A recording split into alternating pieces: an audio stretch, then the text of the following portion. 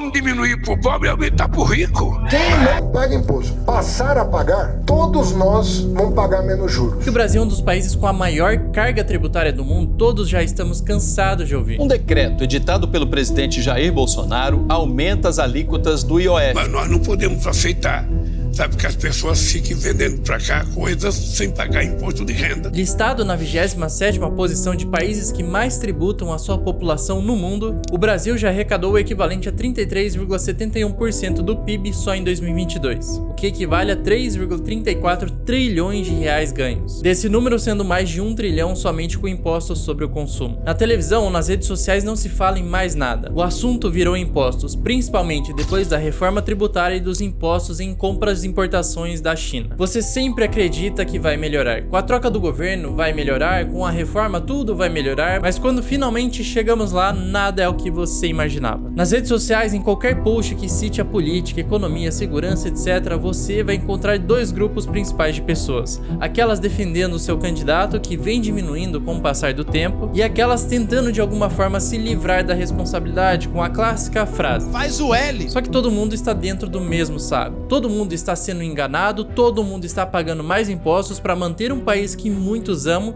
e por isso se sentem indignados com aquele sentimento de impotência quando minimamente têm conhecimento dos gastos e da forma como o nosso dinheiro está sendo utilizado. E parece que aquilo que sempre pedimos é ignorado por completo, por quem é que esteja no poder. Atualmente, o abaixo-assinado teve mais de 70 mil votos pedindo a redução dos novos impostos sobre importação, e ele foi completamente ignorado. E hoje o imposto chega a 92% para compras acima de $50. Eu compro há mais de 2 anos na Shein e fui taxada pela primeira vez numa compra de R$8,86. A minha compra deu menos de $50 e mesmo assim eu fui taxada. Pare de comprar no AliExpress, está sendo tudo taxado. O problema não é o imposto, mas sim a sua carga abusiva. Porque o Brasil é um dos países que mais tributam, só que também é o país que possui o pior retorno em qualidade de vida, segurança, saúde e educação em relação a quanto imposto é cobrado. Nesse ranking, com os 30 países do mundo com a maior carga tributária, o Brasil aparece em último lugar, com o pior retorno dos valores arrecadados para serviços que venham a gerar bem-estar à população.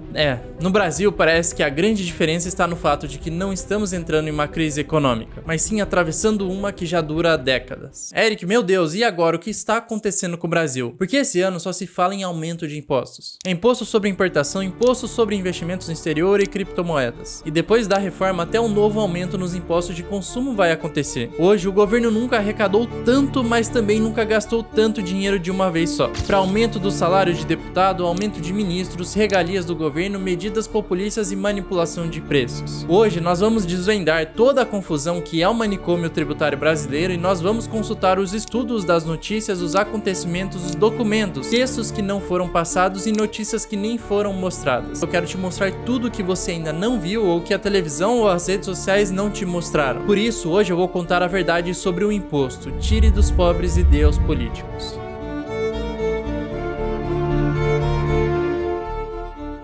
Esse ano, a palavra que mais ouvimos do governo foi arrecadação, e uma segunda que vem junto a isso é déficit. Em finanças básicas, para o indivíduo se manter financeiramente bem, ele precisa controlar duas coisas: o quanto ele ganha e, o mais importante, o quanto ele gasta. Se essa balança pesar mais para o lado dos gastos, essa pessoa vai ter duas opções: começar a se endividar ou diminuir o padrão de vida para gastar menos.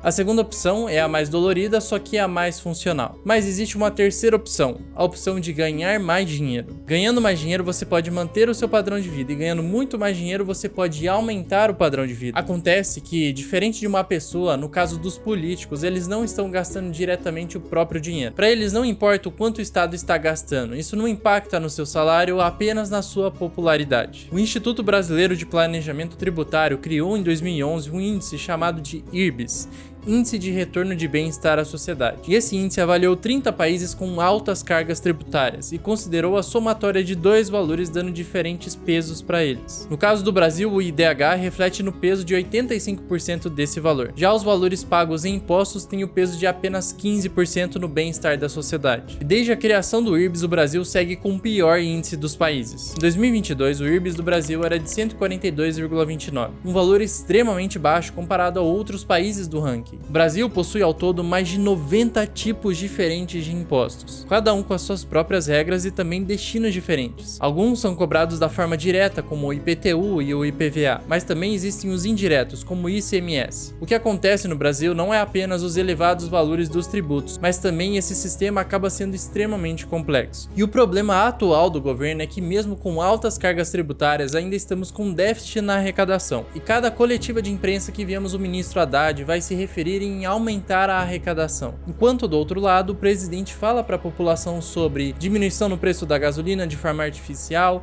incentivo para a compra de carros, etc. As promessas e o aumento dos gastos são coisas cada vez mais crescentes e alguém vai pagar essa conta. O Brasil já é conhecido no exterior por ser o país da política populista. Isso significa que o governo vai tomar atitudes que no geral funcionam apenas para aumentar a popularidade do seu mandato. E obviamente que essas medidas envolvem a maioria, as massas. E para fazer isso é preciso de dinheiro. E como vimos nos dados do IRBS, a falta de ineficiência do governo com a alocação do dinheiro de impostos não é de hoje. Isso já acontece há anos aqui no país. Ah, mas dessa vez é diferente. Com impostos atrás de impostos, principalmente sobre o consumo, muita gente começou a abrir os olhos e se perguntar: para onde vai todo o nosso dinheiro?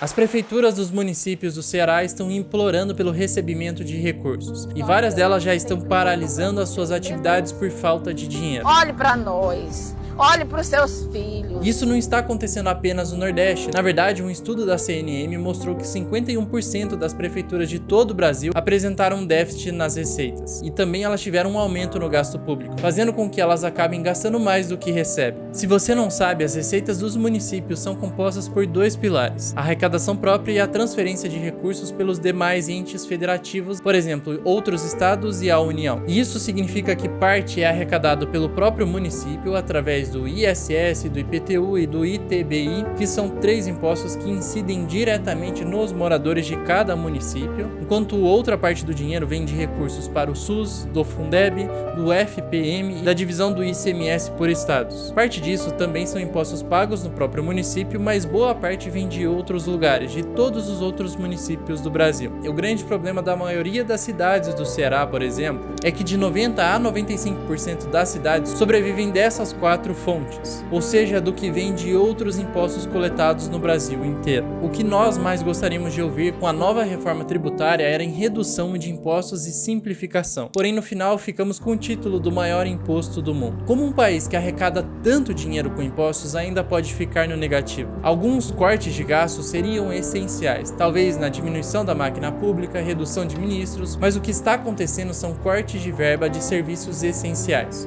como da educação básica e superior, que passa de 332 milhões de reais. Além disso, vários municípios estão com a falta de dinheiro. Enquanto os cortes acontecem onde não deveriam, o aumento dos impostos irritam nós brasileiros. E nós já batemos recorde em arrecadação, mas os ministros continuam dizendo que está faltando dinheiro. E a previsão de déficit para esse ano é de 228,1 bilhões de reais. Como que esse tipo de coisa acontece? Bom, no próprio portal Transparência do governo temos um detalhamento dos gastos.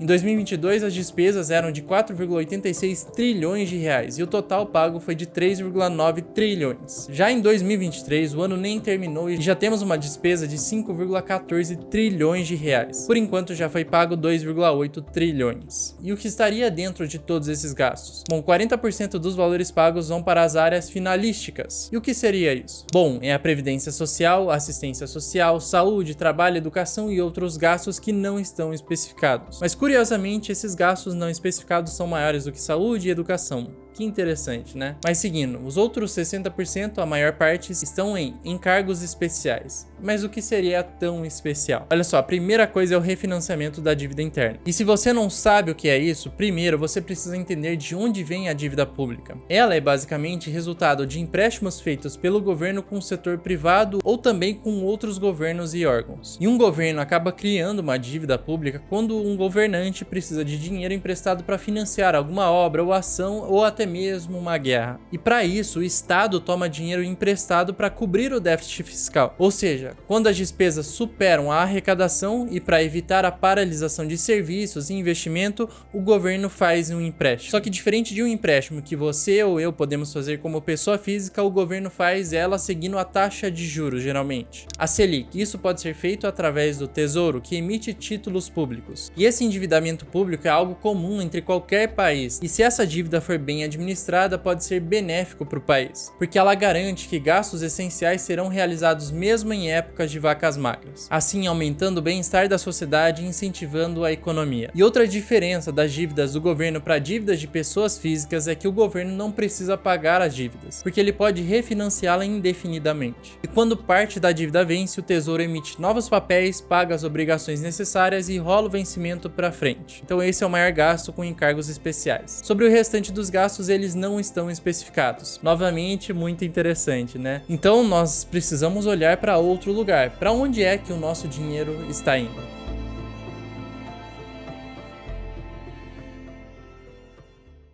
Se eu clicar dentro de encargos especiais, eu até consigo encontrar um detalhamento maior, mas esses são códigos e nomenclaturas que parecem mais formas de maquiar esses gastos do que ser realmente um portal transparente. E só para você ter ideia, nesse ano os gastos do governo subiram em 84,8 bilhões no primeiro trimestre, e a alta foi puxada principalmente por gastos previdenciários e assistenciais. Quanto mais as pessoas dependem do governo, mais poder ele terá sobre elas, ao mesmo tempo que essas pessoas que já dependem muito dele dificilmente vão conseguir sair desse sistema. É como manter um prisioneiro, eles te dão comida e o mínimo para você sobreviver em troca do seu voto. Só que eles não te dão o suficiente para você sair dessa situação. Notícia: o salário de ministros reajustados em 18%, saindo de R$ 39.293 para R$ 46.366,19, enquanto o salário mínimo sobe em incríveis R$ 18. Há séculos atrás, Rousseau criticou o Estado da época. O homem nasce livre e em toda parte ele está acorrentado. O Estado, no geral, quer mais e mais. E as últimas coisas que aconteceram foi a taxação de importações da China em até 92% e a taxação de investimentos no exterior. E basicamente, para compras abaixo de $50 será pago automaticamente o ICMS de 17% sobre o valor do produto.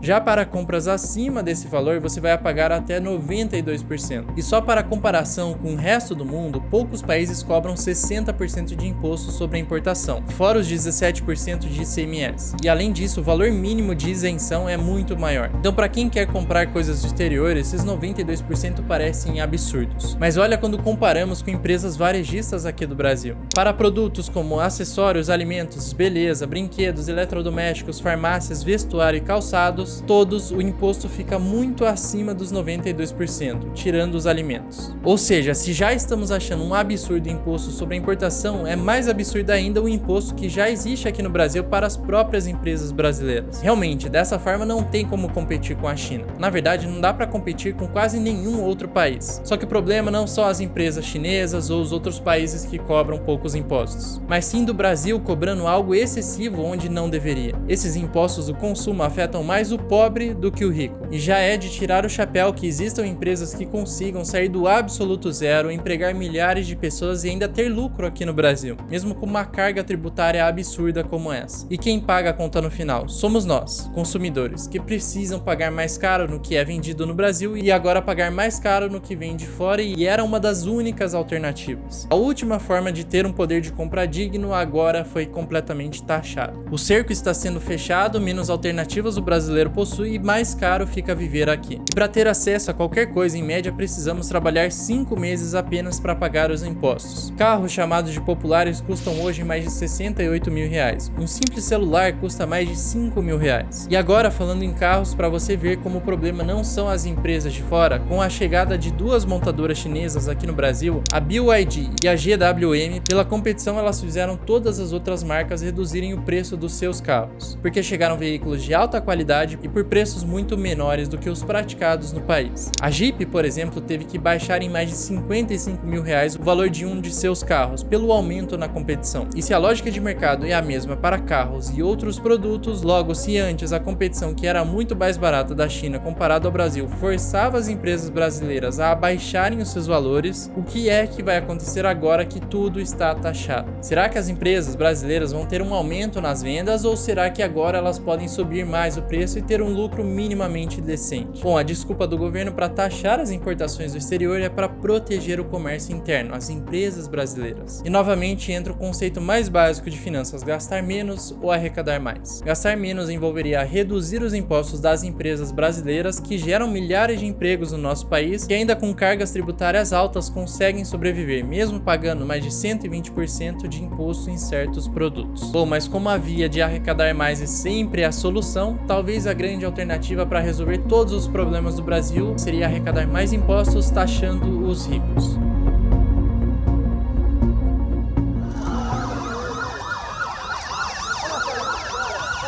O jogo principal dos políticos é primeiro criar uma comunidade de pessoas, uma comunidade leal e que, independente do que esse político faça, eles vão o seguir cegamente. Até chegar ao ponto que, independente do que seja, qualquer um que questione ou discorde das suas opiniões, o político seja defendido pelos seus seguidores. Enquanto eles estão lutando uns contra os outros, os políticos estão nadando de braçada. Mas como que um político consegue ficar tão popular? Como ele consegue sair do nada e se eleger? É aí que entra a segunda estratégia do bom político, que é criar uma história para gerar identificação. A maior parte da população está no nível de pobreza e muitos se identificam com isso. O político perfeito é aquele que defende essa classe, a classe dos menos favorecidos. Tire dos ricos e dê aos pobres. Já vimos essa narrativa antes, em filmes, em séries e histórias que ouvimos desde crianças. O pobre é o herói e ele veio do mesmo lugar que você, e com o poder que você e milhares de pessoas deram ao seu político, ele vai fazer de tudo para você sair dessa situação também, porque afinal de contas ele te entende. Mas essa é a grande mentira. A verdade é que uma vez que essa pessoa sai dessa posição no Brasil, incansavelmente eles querem mais e mais. Quanta inocência! Você realmente acreditou que esse cara resolveria tudo? Como um balde de água fria, você vê o salário dele aumentando e de todos que estão à sua volta aumentando também, enquanto você continua na mesma. E o pior, o salário deles está saindo do seu bolso e de milhões de outras pessoas. Todos os meses, todas as semanas, todos os dias. E quanto mais damos a eles, mais eles gastam e mais eles querem. Esse parece um buraco negro que só suga e suga a cada vez mais. Parte desse dinheiro é destinado para manter o número de seguidores, é a mídia, são propagandas, passeatas, auxílios, bolsas, são migalhas para a população. Quanto mais miserável você for, melhor para eles. E por isso o sistema funciona tão bem para os políticos quando a população é mais pobre. A preocupação não são impostos, não é ter um carro, mas é ter o mínimo para sobreviver. E a narrativa que mais adoça o ouvido da maioria é tirar dos ricos para dar aos pobres. Não é à toa que o Robin Hood fez um grande sucesso. Silvio Santos, um bilionário brasileiro, não tem nenhum imóvel no seu nome. E por que ele faria algo do tipo? A resposta é clara: impostos. Silvio Santos tem uma empresa que administra todos os seus imóveis, então caso ele seja processado, ele não precisa dar nenhum imóvel em troca. E o mais importante, o imposto cobrado sobre ele é muito menor caso esses mesmos imóveis estivessem no seu nome. E o Silvio Santos não é uma pessoa má e nem está cometendo um crime. Acontece que quem tem dinheiro tem recursos para contratar os melhores assessores de contabilidade, equipe jurídica, para ter o melhor caminho de evitar os abusos do governo. E ao ver Silvio Santos fazer isso, muitos ficam indignados, porque outra estratégia do bom político é criar um inimigo em comum. Ele pode ser um candidato, um partido, um grupo de pessoas, mas a narrativa que mais funciona é a dos ricos versus os pobres. Então por que não aumentar o imposto sobre todos com a premissa de deixar tudo mais igual? Mas no final das contas, quem será que vai estar pagando mais? O rico com toda a sua equipe de assessoria ou o pobre que nem sabe que está pagando aquele imposto? Estou pagando R$40 só de imposto. É um absurdo que o governo cobra, é um absurdo. É um assalto à mão armada. E a gente sabe quem são os assaltantes e a gente ainda incentiva eles a continuar no poder e roubando a gente. Por lei, a função do Estado é garantir a saúde a todos, a educação a todos e a segurança a todos. E isso tudo é para ser feito através dos impostos. A narrativa do rico versus os pobres serve para desviar os olhares daquilo que realmente importa. Depois de tudo que você já viu aqui, novamente entramos na questão. Se os ricos conseguem várias maneiras de contornar impostos abusivos e o pobre acaba pagando mais no final, o imposto não está servindo para a população. Ele só está dificultando a vida das pessoas e das empresas no Brasil. Brasil. Então, para que realmente serve o imposto?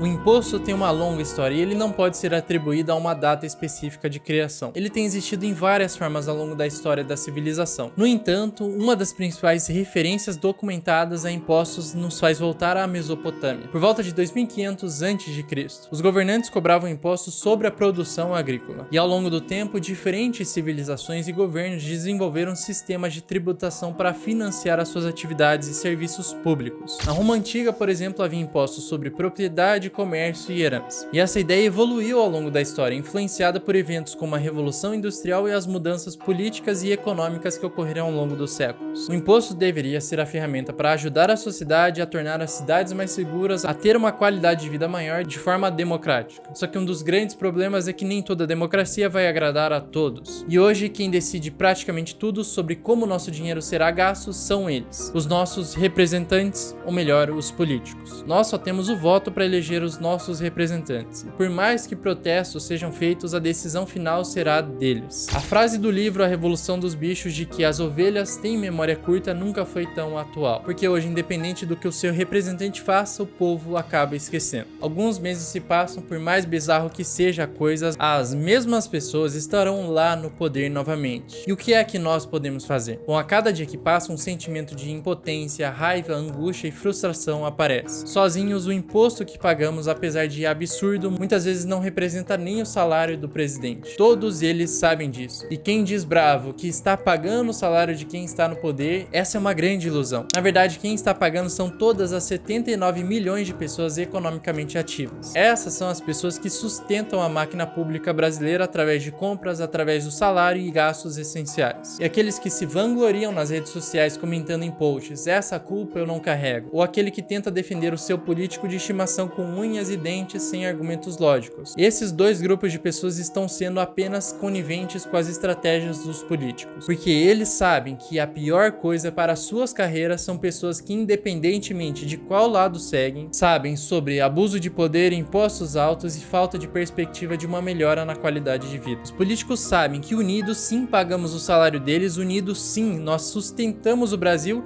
e unidos nós temos o poder de colocar quem quisermos naquela posição. A posição que atrai de várias formas diferentes as tentações, a corrupção, a quebra de princípios e ao egoísmo, fingindo ajudar uma legião de pessoas e fazendo o total oposto nas atitudes. O governo está cada vez tendo mais e mais poder, porque mais e mais pessoas dependem dele. E é por isso que o imposto é a maior ferramenta para tirar dinheiro dos pobres e dar aos políticos. Essa é a maior ferramenta de manipulação, roubo e indignação e que causa grande parte da desigualdade no país. Essa é a ferramenta que sustenta um governo ineficiente que gasta com futilidade sem nem pensar duas vezes. Esse é o sistema que dá 10 para você, mas de outro lado está tomando 100, e quanto menos você sabe, melhor. Esse é um vídeo que eu fiz para expor o que acontece e dar voz a muitos que, assim como eu, estão com esse sentimento de raiva, angústia, indignação e não estão aqui para brigar por lados e defender políticos, mas querem um país melhor, um país que gasta menos e cobra menos, seja de ricos, mas principalmente dos pobres. Um país que deixe as empresas competirem por produtos melhores, preços menores e que vendam cada vez mais, para aumentar a contratação de brasileiros. E isso sem intervenção do Estado e sem impostos abusivos. Porque no final quem está perdendo com tudo isso somos nós. O problema não são os impostos, mas sim como eles são cobrados, suas cargas abusivas e como esse dinheiro é gasto. E por isso, para passar essa mensagem, eu peço o seu like e também quero o seu comentário e o mais importante, o compartilhamento desse vídeo com alguém que precisa disso. Uma voz. Geralmente terminamos o vídeo num astral mais alto, mas esse não teve jeito. Eu sou o Eric, vou ficando por aqui e um grande abraço.